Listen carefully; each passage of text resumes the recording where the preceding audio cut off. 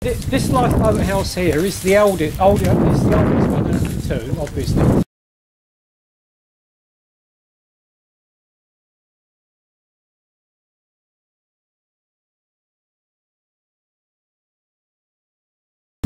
And this is the one that great-grandfather would have been involved, and Toby.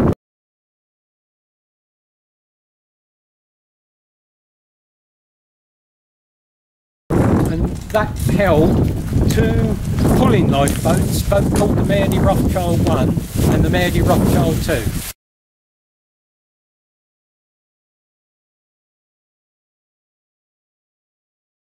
Right. All right, you remember them? Yeah. And that, I can't tell you the dates because I don't know.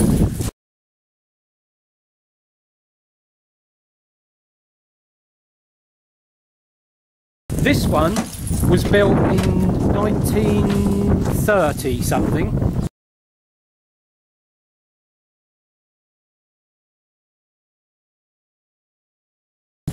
And this housed this housed two boats in this one.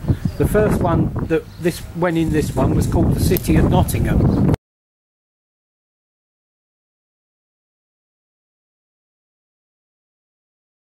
And it was named because the people of Nottingham raised the money for the lifeboat. That's why it was named the City of Nottingham. But why did they, how far is Nottingham from here? Well, it's up country north. But so why did they pay for it? Well, they just collected money for the lifeboat, you know, to build a lifeboat. And these two that were in here, called the Rothschild boats, right? They were donated by the Rothschild family. You've heard of the Rothschild Yes, family? I have. Very rich people. Yeah. And the two boats that were in there were both given the name of the Rothschild family. So it's Mary Rothschild 1 and Mary Rothschild 2. The second boat that was housed in here before the war was the Viscount Lord Wakefield. Yeah.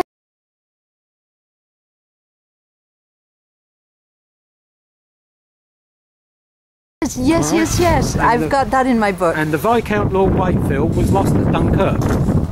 That's the one that Buller...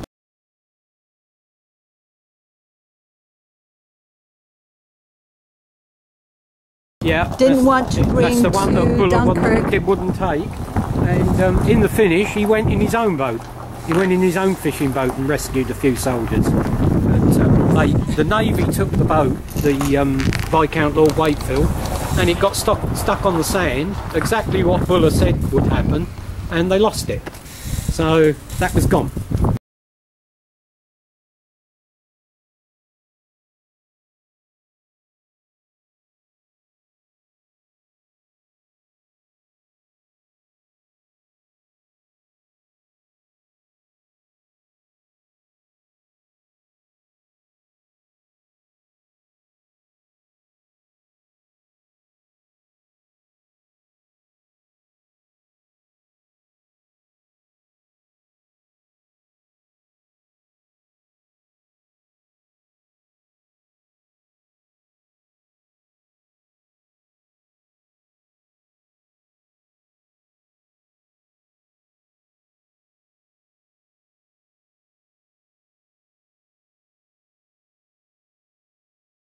And ever since then, this one has stood empty, this one here, right. And this one's been empty until Griggs have taken it over, and now it's got the houses to fish, both the fish business, both of them.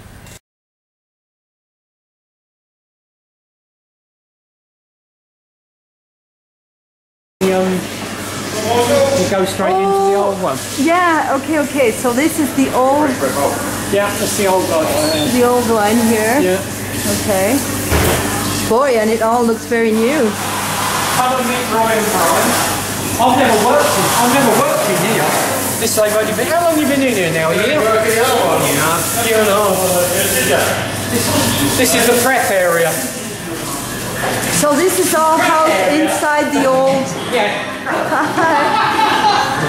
This is where where they cut the fish and everything. Yeah, it's all done. Right.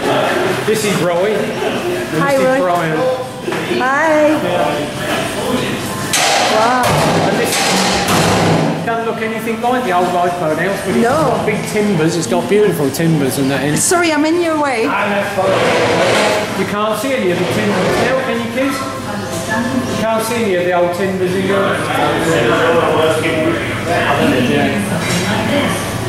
So, very different to what it used to be. Yeah.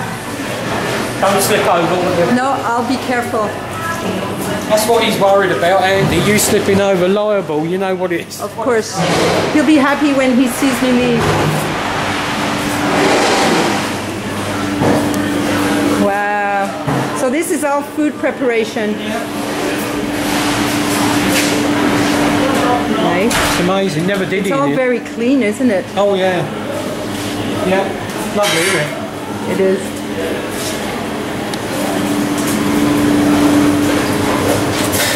Right, Richard, we'll squeeze by you if we manage you can. Yeah, this is going in the kilns for smoking. Oh, That's can I film the fresh kiln? haddock. Are you familiar with fresh haddock? No, you don't I have am. that. You haven't handed no. up. Well, that's just put in that bath of brine for how long does that stay in there now? About half hour. Half hour, yeah. Half an hour in And brine. then you put in there. And then it goes in there and it's lit up with the sawdust, oat sawdust. Smoke coming out. And how long is it taking this one, Richard? Goes overnight. Overnight. That's it. That And then smoke it's smoked. overnight. Yeah, and then it's ready. This is cool. Good. Thank you. They're going out on the boat in a minute. Oh yeah. When Richard comes in. You don't want to be not on the boat, not knowing. I've done it with my driving days, you know, up and down, up and down. I went to breakfast, get that. You know. Yeah, I know. I'm alright with bikes. Either you are or you're not. Yeah. You're in between you And don't think it's, you know, from here over to France, times I've gone over, and I've been there. Cheers, guys. No worries. Bye now.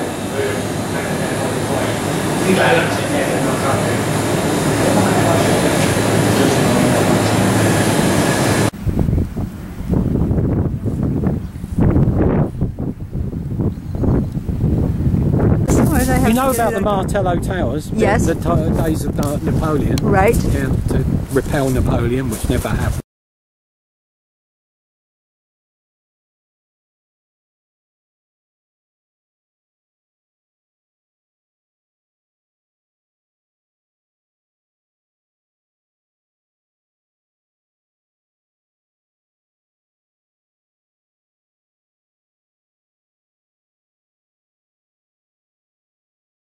Yeah. And I was just telling Tamar that these red flags, Right. you can't go beyond there walking because that's the firing range. Right. It's where our soldiers learn to shoot, Right. and they got a big area because they're not very good when they start. I presume. And this boat coming in here, Yeah. see this fast boat? Yeah. He's patrolling the area. He's making sure that nobody Yeah, is goes coming. in that area. You've got to be 1 3/4 out to sea before to go around it, Right.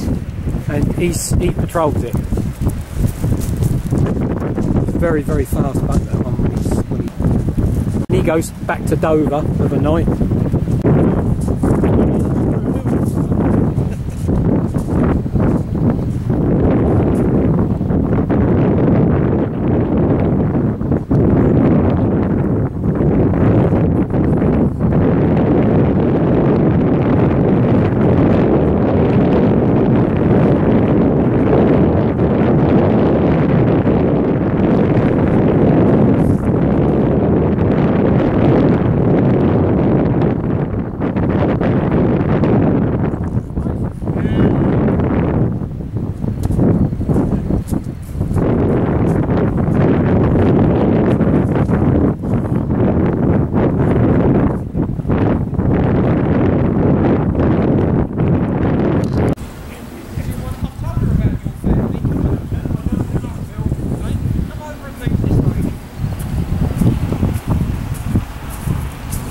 There's a retreat in Hythe, which is not there anymore. It was pulled down in 1909. There was one of the first buildings then because there was nothing here. My grandfather was born there in 1875. So let's go back a few years. Going back. I've got an oil painting indoors of it. Yeah. Have you really? Yeah. What of that? An oil painting of it, yeah. What of the Smuggler's Retreat? Retreat, yeah. I've never seen that before. Haven't you? No. You passed it by. I've been in your house and I must have walked past it.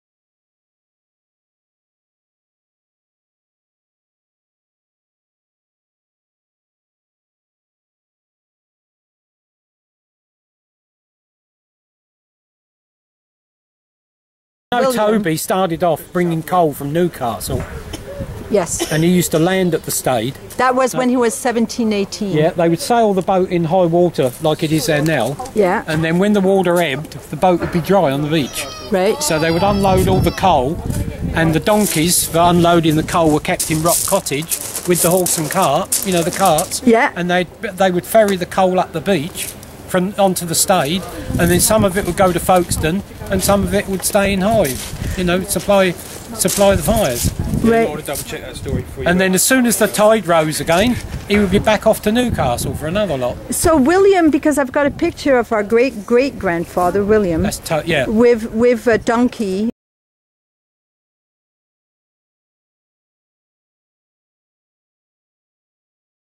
Yeah. So that would have been behind Yeah, Rock that would have been Rock Cottage. Cottage, yeah.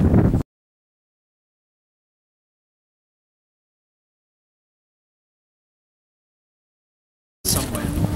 Okay, Mick, if we get back to, okay, when Toby was a young man, like 17, 18, Yeah. he was on that coal boat. I've got the name of the boat and everything. The Vivid. So, the Vivid. Yeah. Yes, I've got the name, thank you. And he was the first mate or something like that, wasn't he, on the yeah, Vivid? he was the first mate then, and then he was the skipper. The skipper. And then he went into fishing for some reason. I can't tell you You why. don't know the transition, No, why I he don't, went from no, one to another? No, I don't. Okay. Okay. But that was some tidy way to come, you know, a long way from Newcastle down to here. Right. And she was only a little brig, two-masted brig. And there must have been some pretty good sailing. Been some pretty bad weather at times. I would. Now, so his brother Harry was on the same boat, right? The Vivid? No, Harry wouldn't have been. Oh, because I heard that, okay, the story I wrote in my book, and which might not be the right story, is that Toby and Harry were on the boat and Harry fell from a mast or something, Yeah, and broke his that's leg. how he ended up with a wooden leg. Right, he had a wooden leg. That's right, that was Harry. You're going back, I'm thinking Harry Buller, because Buller was... No,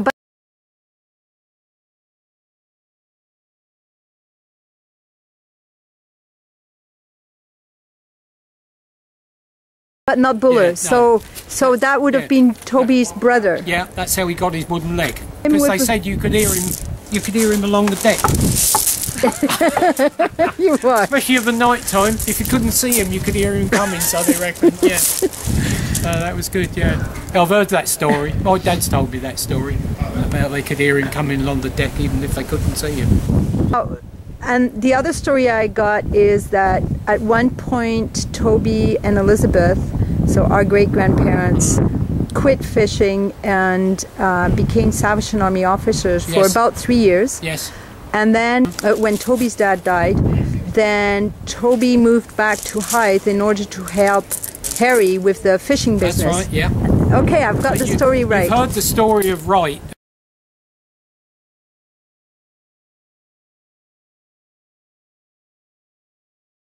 If the hall was full up for the down and outs for sleeping the night, you must have heard the story. He'd bring them down and bed them down in the boats in the fore cabins. No, Yeah. what do you mean if what was full Well, at they night? used to bed the vagrants in the Citadel down in Portland Road.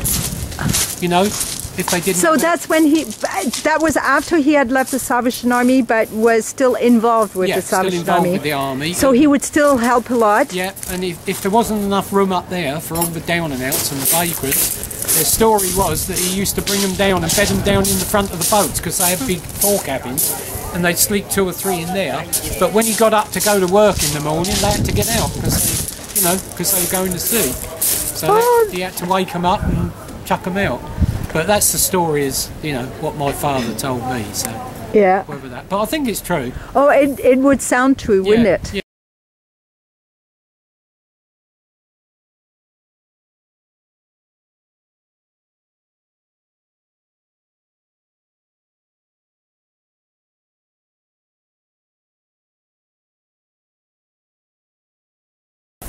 I will tell you one story that I can remember where we're standing. When I was quite young, the biggest boat that Griggs ever owned, and she was a big boat, and for some reason it was in Dover and it sunk in the harbour, and they pulled it up here, exactly where you're standing. It laid here, and it laid there for 3 or 4 years, and in the finish, us boys all broke it up and put it on the bonfire. For bonfire, along there, where them new houses are, Yeah. that used to be there was a big field there, and that was our bonfire area. And this boat we broke up, it was called the Gratitude, and it was a huge boat. It was as high But as just about that was the boat that Toby, apparently all the boats that, okay, the story I have is that when one time Toby and your grandfather John Yeah. had been shipwrecked. Yeah, that's right, mid-channel. Toby was so grateful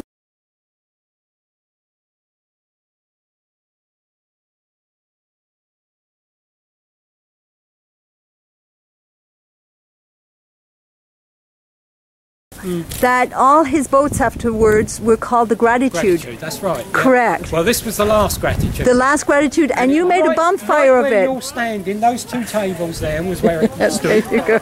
All right. Yeah, and we those broke two. it up. It took us weeks to break it up. All us boys with little axes. We broke it up. We carted it along the seafront, and it went on the bonfire, and it was burnt. And after it was burnt, we went and picked all the copper nails up, all the little copper nuggets for weigh in for top, you know, for the scrap dealers. There was a lot of it. So no more gratitude, eh? No more gratitude. No more gratitude. What about the story you must know about? They reckon one of the Sharp brothers went grey overnight. They got caught in fog out on the. Have you heard that one? Or was that one of Featherby's? Was that one of? One of yours, I think. That was one of what was the Featherby? The one that you knew? Fred Featherby. Have you not heard that story, Brian? No. I heard a story. They got caught out in the Varn. Yeah. And the fog was that thick. I don't know whether they reckon it was Harry Sharp went grey overnight. They had to lay alongside the Varn lightship till it cleared. I've heard that story.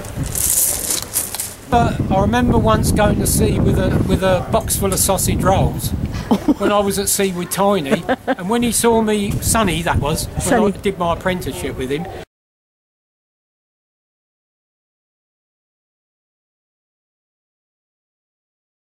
And as soon as he saw I got sausage rolls, he came up, snatched the box out of my hand, threw them all over the side, and I looked at him. I said, "What'd you do that for?" He said, "They're wind jammers. They make the wind blow." and because they had so many superstitions, they were so superstitious. And that went my grub for the day. I went hungry all day without the sausage roll. Wind jammers. That's great. They were socials. And I'll tell you another superstition they had. Okay. If they ever saw a rabbit, they thought they wouldn't go to sea. Oh, really? If they were coming down in the morning and they saw a rabbit, that was it for the day. They wouldn't go to sea. Why? Because they were bad luck. They used to call them Bexhill donkeys.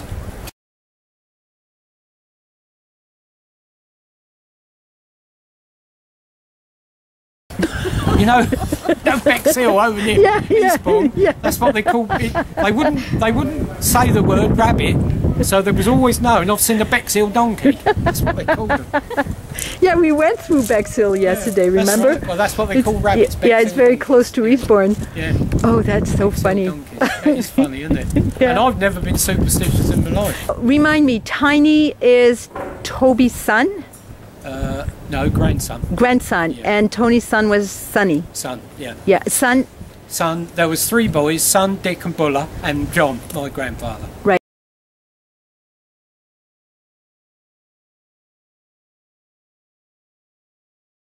John, No, there was Buller. 5 boys. no, 4. No. Toby had 5 boys. He You had Oh, Bill, that's John, right. And yeah. Bill was the youngest. I'm glad There I'm was- teaching you. Harry was the eldest, right, and then there was my grandfather, John, and there was Dick right, and son, right. and Bill, Right. who's not in The the youngest. picture. He's not in He's the not picture. in the picture right. in your book because he's still in Mum's tummy. Yeah. That's why. Yeah. Right.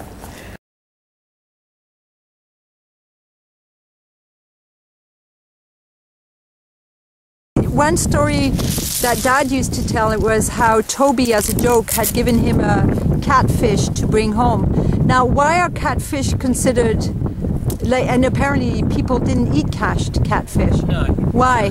they're very bony. Yeah, but rays are bony.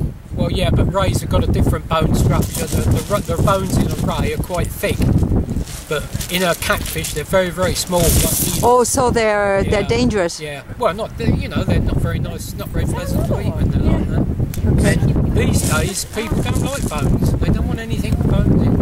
You know, they like it all filleted out, bone, and everything. Bone free.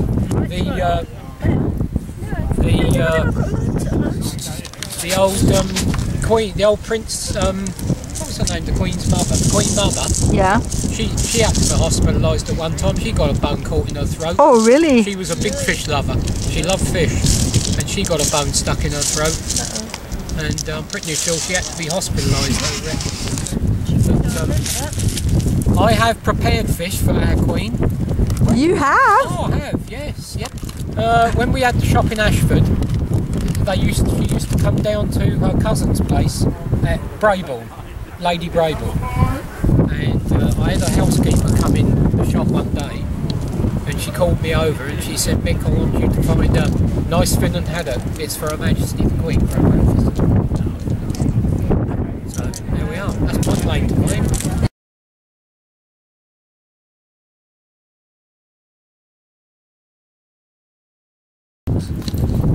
It's wonderful just sitting out here and taking these pictures Yeah. on the beach. Maybe On the about beach where my granddad, 20 minutes. great granddad, would work. Yeah.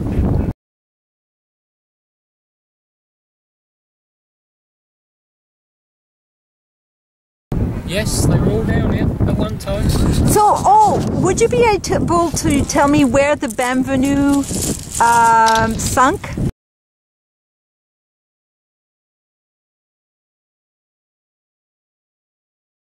I've got the medal of the Bienvenue. You've got the medal of the Prize Bienvenue. medal for the Bienvenue at home. Oh, I'll can bring you that show it down. tomorrow? Yeah, of course I will, yeah.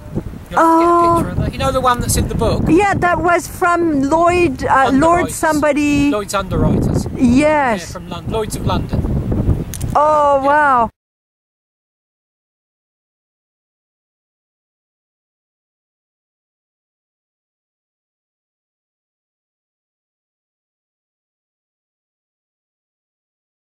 It's at Sandgate, the wreck of the Bienvenue. Oh, he's going to be about 20 minutes now. Yeah, Once we get aboard, he's going to take us out, take us up to the Imperial, yeah, come back, and you can take some pictures. yeah. And then we'll take, if you want, I'll take you to Sandgate, show you where the Bienvenue is.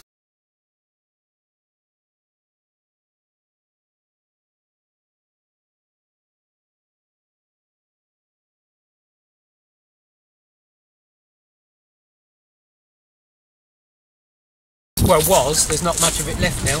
Yeah. Bits of rusting iron. And So it still isn't. No, it's gone from the water though. there's hardly anything there now, Ruth. But I fished on it years ago when I was younger. We used to go down there with rods and fish over the top of it. Used to be some good catch. We used to get a lot. But you mean to say you can still see it sticking out of the water a little bit? No. Not anymore. No, there's bits and pieces of it left, but not a lot now. But- it foundered in 1896. 11th of November 1890. 91? 1891. 1891. That's it, 11th of November 1891. Yeah, I seem to remember. He's got was it round the side of the medal that I've got. Right. But yeah, I'll have to bring that down to show you tomorrow when we take you out. Oh, that would be fantastic. Yeah. Oh, he's going down that way now. What's he playing? Come on, Richard.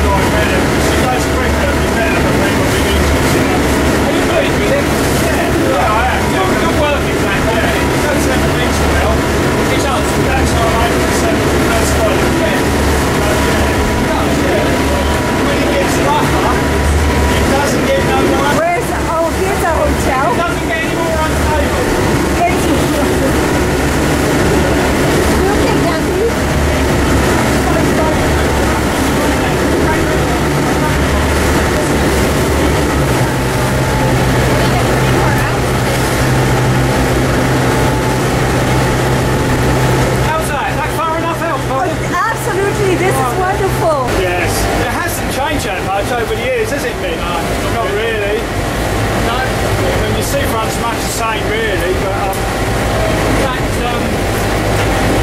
this is a new building, this one here. Yeah. How long's that one been up? That's been up a few years. Yeah, it's about, what, 80, 89, 90, I suppose. And that brought... And Folkestone, so I'm just getting the whole coast there. that's St. From Folkestone. St. Saviour's Hospital, their private hospital.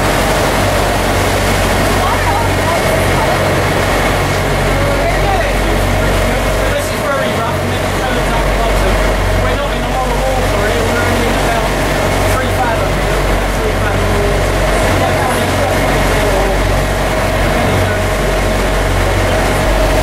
Look, there's St. Leonard's Church there.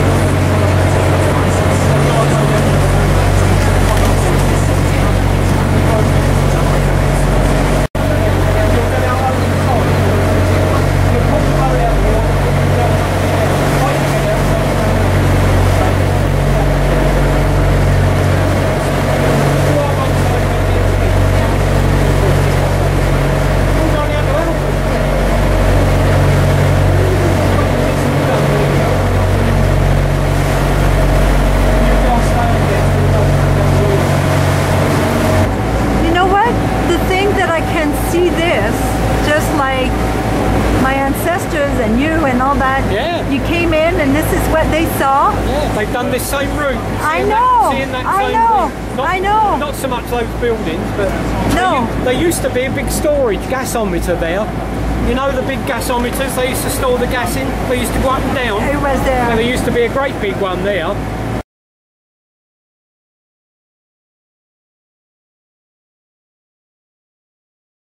Which they used for it was quite of a landmark, you know, for coming in. Me being able to see this from the sea is unbelievable. Yeah. There's Roy getting ready to hook us on.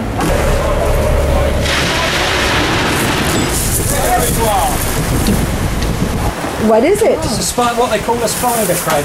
Oh, they're a terrific nuisance in the nets now this time of the year. Is it dead now or? Yeah, it's dead. What do they do with that then? Well, they probably cook them up and do something with them. Yeah. The Spanish love these. Really? Yeah, they catch loads purposely down. It still is alive a little down the bit, West Country, and they send them all to Spain. They all go to Spain.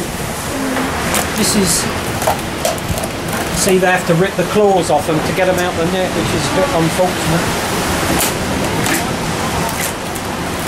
But big old lobster though, he's lovely, isn't he? That's a male. That's a male. That's a female.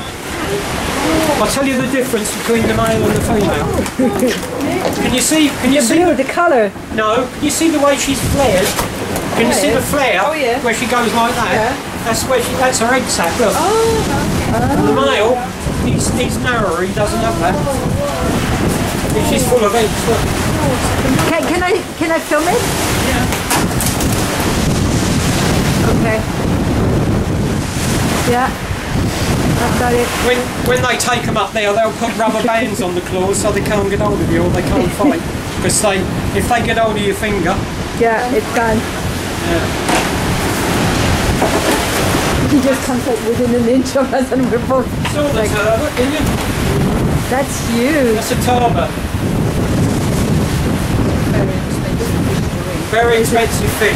Is it? That fish is worth about £70. Oh wow. Yeah, they're very expensive. About £15 a kilo.